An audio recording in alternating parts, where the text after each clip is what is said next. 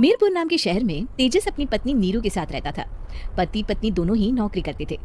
एक दिन तेजस गांव अपनी माँ के पास फोन करता है। हेलो, प्रणाम माँ। जीते रहो माँ, तुम दादी बनने वाली हो? अरे वाह, ठीक है बेटा, मैं कल ही आती हूँ। जब माँ जी शहर पहुंची तो बेटी बहू ने बहुत अच्छे से स्वागत किया। लीजिए माँ जी चाय। अरे गर्मा गर्म पकोड़े ले आओ माँ के लिए। नीरू रसोई में गई और 2 मिनट में ही पकोड़े ले आई। जी ये लीजिए। बहू जादू से बनाए हैं क्या? अभी तो रसोई में गई थी। यम्मी। माँ जी, शीला रसोई में पकोड़े तल रही है, मैं बस लेकर आई। हे भगवान, मेरा धर्म भ्रष्ट कर दिया तूने। अब तो गंगा जल से शुद्धिकरण करना होगा। दूसरे दिन, माँ जी मैंने नाश्ता बना दिया है, ऑफिस जा रही हूँ। पर अभी तो घर का सारा काम पड़ा है। शीला आती ही होगी, झाड़ू पोछा बर्तन कपड़े वो सब कर लेगी। हमारे जमाने में घर का सारा काम हम ही करते थे। जी माँ जी, आप बहुत होशियार हैं, मैं घर ऑफिस दोनों नहीं संभाल पाती। तो जरूरत क्या है घर से बाहर जाकर चाकरी करने की? वैसे भी घर का काम खुद करने से घर में बरकत आती है, समझी?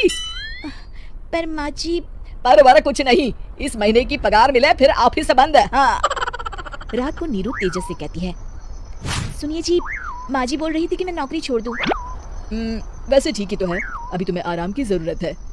फिर भी आराम कहाँ, शीला को छुड़ाने के लिए बोल रही थी। तो अब 24 घंटे में इतना काम तो कर ही सकती हो। पर जॉब पसंद है मुझे, घर पर मन नहीं लगेगा।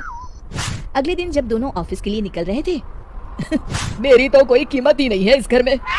माँ जी आजकल महंगाई बहुत है, रहन सहन भी बदल गया है, दोनों नौकरी करते हैं तभी ठीक रहता है। अच्छा, तू कहना क्या चाहती है? मेरा बेटा तुझे बिठा के खिला नहीं सकता? तू ही इस घर का खर्च चला रही है, हैं? नहीं माँ जी, मेरा वो मतलब नहीं था। मतलब खूब समझती हूँ, ये बाल धूप में सफेद नहीं किए मैंने। हाँ। अब तो ये रोज का काम हो गया था। तेजस भी रोज की झिकझिक से परेशान हो गया था। एक दिन उसने कहा, नीरू वैसे भी तुम्हें मैटरनिटी लीव मिलने वाली है, तो अभी से ही छुट्टी ले लो। पर क्या, मेरी सैलरी अच्छी खासी है। आखिर नीरू ने रिजाइन कर दिया। जब बच्चा हुआ तो घर में सब बहुत खुश हुए। कुछ दिनों बाद तेजस फाइल देख रहा था। क्या हुआ तेजस, कुछ परेशान लग रहे हो? हाँ, वो हमारी जितनी सेविंग्स थी वो तो हॉस्पिटल में और छठी के फंक्शन में खत्म हो गई है नीरू। और अभी वैसे मंदी चल रही है तो मैं बोल रही थी कल मुन्ना को हेपेटाइटिस का टीका लगवाना है। नीरू क्या पोस्टपोन नहीं कर सकते? नहीं जी, बिल्कुल नहीं। अब तेजस को समझ में आ रहा था कि उससे गलती हुई है। पैसों की कमी का असर घर के माहौल पर भी पड़ रहा था। अगले दिन, बेटा मेरा चश्मा और ये दवाइयाँ ले आना, पर्चा देते हुए माँ जी ने कहा। जी। तेजस, मुन्ना के लिए दूध का डिब्बा और डायपर भी ले आना, और ये किराने के सामान की लिस्ट है, इसे भी लाना है।